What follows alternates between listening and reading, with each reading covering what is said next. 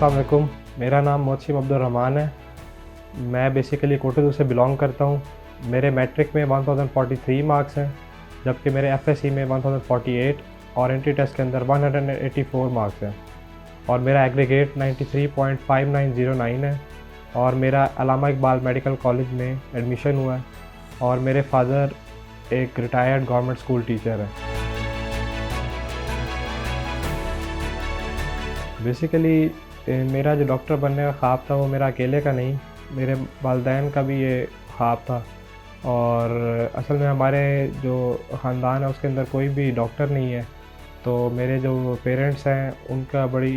ये ख्वाहिश थी कि हमारे ख़ानदान में कोई एक डॉक्टर हो, तो इस चीज़ ने मुझे बहुत मोटिवेट किया और मैंने 2020 के अंदर अपना पहला एमडी कैट का अटैम्प्ट किया और उसमें मेरे 166 मार्क्स आए आउट ऑफ 200 और उस वक्त मेरा एग्रीगेट 85.9 बना, जबकि मेरिट क्लोज 91.58 पे हुआ था तकरीबन। और फिर दूसरी अटैम्प्ट दी 2021 के अंदर। साथ में मैंने एफएससी को भी 2021 में इम्प्रूव किया। मेरे 2020 में एफएससी में 989 मार्क्स थे और मेरे जो 2021 के अंदर एफएससी में फिर मैंने इम्प्रूव करके 1048 मार्क्स गेन किए और 2021 के अंदर कंप्यूटर बेस्ड या टैब बेस्ड एमडी कैट हुआ था, जिसके अंदर मेरे 172 मार्क्स आए थे आउट ऑफ 210 और तब भी मेरा एग्रीगेट 88.59 बना था और मेरिट 89.5 पे क्लोज़ हुआ। और उसके बाद 2022 के अंदर मैंने फिर से एक और अटैम्प्ट दी और उसके अंदर मेरे 170 मार्क्स आए आउट ऑफ 200 और जिसकी बेसिस पर जो मेरा एग्रीगेट बना वो 90.11 था, लेकिन एमबीबीएस का मेरिट 90.45 और 46 पे क्लोज़ हुआ। तो 0.2 से या 0.3 के मार्जिन से फिर रह गया। तो लेकिन वही जो पेरेंट्स की ख्वाहिश थी उसे एक बार फिर मोटिवेट किया और 4th अटैम्प्ट दी और उसके अंदर अल्लाह के फजल करम से मैंने 184 मार्क्स सिक्योर किए और 93.5909 एग्रीगेट के साथ अल्लामा इकबाल मेडिकल कॉलेज में दाखिला अपना यकीनी बनाया।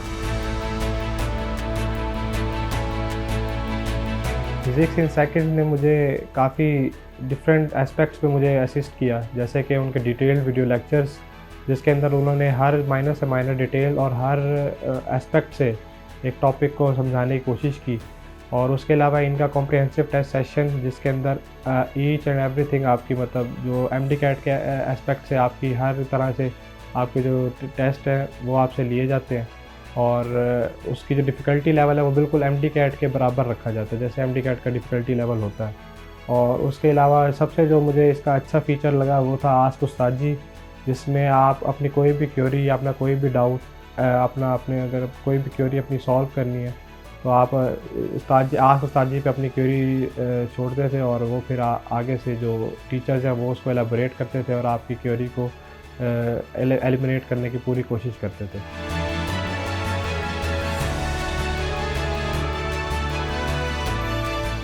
बेसिकली एमडी कैट को यूएचएस ने बिल्कुल ही तब्दील कर दिया है। यानी अब एमडी कैट पुराने जो 2018 या 2019 के अगर आप पेपर्स देखें तो वो उस लेवल पे या उस तरीके के क्वेश्चंस अब नहीं आते यूएचएस में। यूएचएस ने 2022 और 2023 के अंदर एमडी कैट को बिल्कुल ही 360 डिग्री पे शिफ्ट किया और यूएचएस ने बहुत सारे जो सवालात थे वो उसने फेडरल बोर्ड की जो बायो की जो थी ना पोर्शन उसके अंदर बहुत सारे सवालात फेडरल बोर्ड से उठाए गए और उसके साथ साथ पंजाब बोर्ड को भी थोड़ा सा उसको टच किया गया। लेकिन मैंने जो मेथडोलॉजी अपनाई थी जो हमें हमारे उस्ताद जी ने भी जो हमें बताई थी वो ये थी कि उन्होंने कहा था कि आपने हर प्रोविंस की बुक को पढ़ना है, लेकिन अपनी प्रोविंस की बुक जो है उसको मेन टारगेट अपनी प्रोविंस की बुक रखनी है और साथ फेडरल की बुक जो है ना उसको लाजमी साथ लेकर चलना है। और उसके साथ साथ उस्ताद जी ने हमें थोड़े से उड़ान सेशन में एक्स्ट्रा टॉपिक्स भी पढ़ाए थे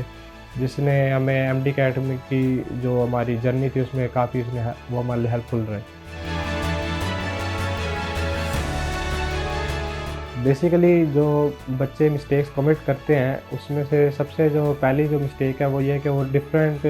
6 से 7 व्हाट्सएप ग्रुप्स को ज्वाइन कर लेते हैं एमडी कैट प्रिपरेशन के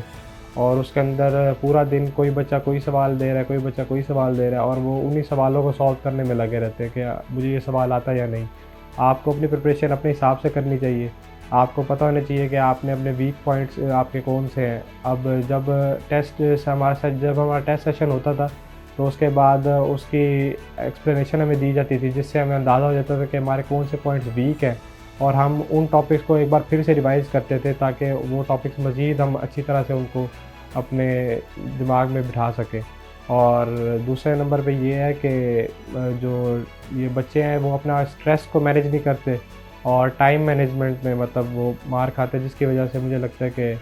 एमडी कैट प्रिपरेशन में वो पीछे रह जाते हैं और फिर एमडी कैट क्रैक नहीं कर पाते।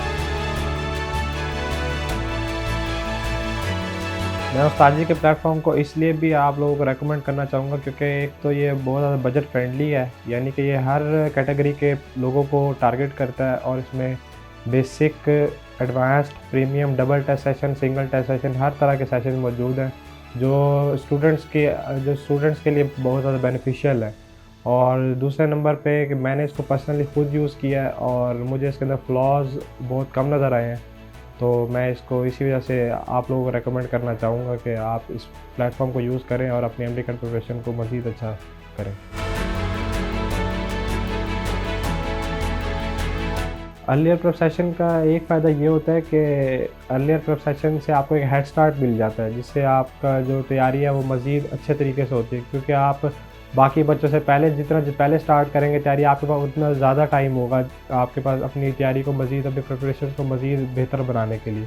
तो मुझे लगता है कि अर्लियर प्रेप सेशन अगर आप मैनेज कर सकते हैं तो आपको ज़रूर लेना चाहिए, और अगर आप रिपीटर हैं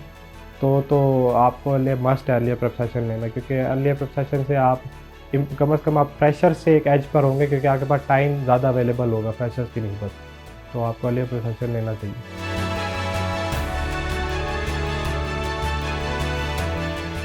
स्टूडेंट्स के लिए मेरा यही मैसेज है कि दिल लगाकर अपनी मेहनत करें, अपने गोल पर फोकस्ड रहें, इधर उधर लोगों की बातों से डिस्ट्रैक्ट ना हो, और बाकी अल्लाह ताला से मदद मांगें। और मैं बस दुआ करता हूँ कि अल्लाह ताला आपका हामी और नासिर हो।